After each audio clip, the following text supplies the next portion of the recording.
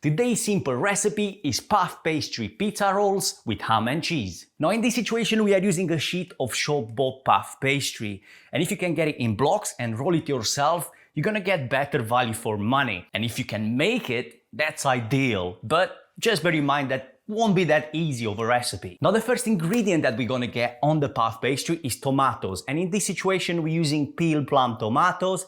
We're gonna go simple, just crushing them and adding them straight on the pastry. And we're adding a thin layer on top.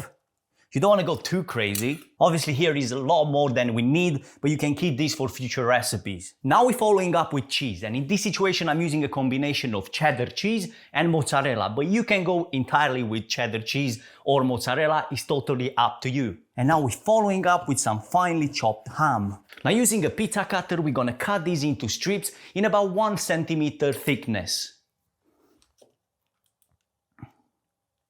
Now we're gonna transfer this into a baking tray, but just make sure that you put some baking paper underneath. And when you add them into the tray, make sure that you don't overcrowd them because they need space during cooking.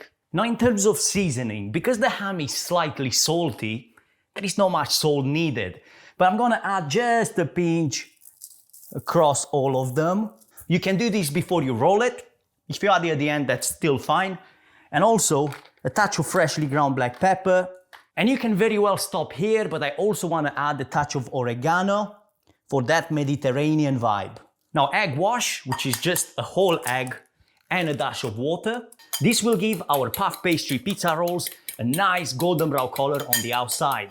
Right, now these go into the oven for about 20 minutes or until they get golden brown in color at 200 degrees Celsius or about 400 Fahrenheit. Now you might want to give these about 2-3 minutes to cool down slightly, and I really hope that you enjoyed this simple recipe. If you did, make sure to give it a thumbs up and subscribe to the channel for more simple recipes like this.